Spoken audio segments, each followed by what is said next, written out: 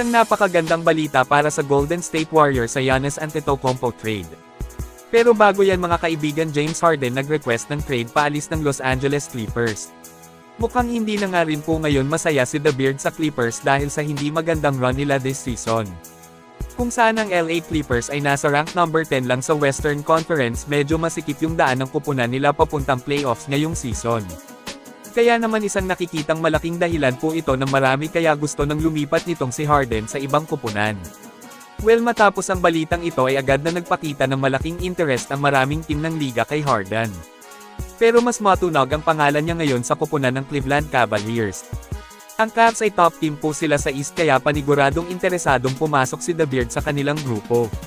Posible talaga na matuloy ang storya na ito mga kaibigan kasi goods naman ang offer ng Cavaliers sa Clippers.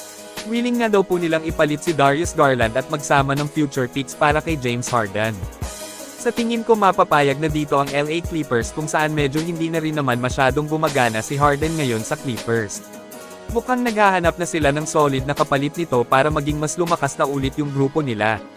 Isa ako sa naniniwalang perfect din itong si Garland sa Clippers, mahusay na playmaker din siya at ang pinakamaganda sa kanya ay walang hero ball mentality.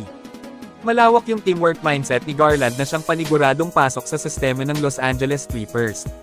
At sureball na mas mabibigyan dito ng mas magandang laro si Kawhi Leonard. Kayo mga kaibigan, ano ang masasabi nyo sa malaking trade rumors na ito na pumutok ngayong araw lang mismo? Mag-comment lang po. Ngayon ay dito na tayo sa Giannis Antetokounmpo trade. Ito nga yung pinakamalaking trade rumors this season na hanggang ngayon ay hindi pa rin po naikakasa. Huling balita galing kay Shams ay sinabi niya maraming kupunan po talaga ng liga ang interesadong makuha si The Greek Freak sa Bucks. Kung saan may 4 na kupunan daw yung nangunguna sa Giannis trade na posibleng isa nga sa mga team na ito ang bagsak ni Giannis, kung sakaling bitawan talaga siya ng Milwaukee ng tuluyan bago ang trade deadline.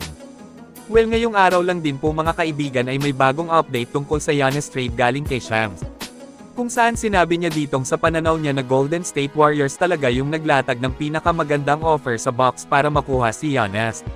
So isang magandang senyales ang sinabi dito ni Shams para sa Golden State na kung saan lumalabas ang malaking panalo ng GSW sa trade kay Giannis Antetokounmpo.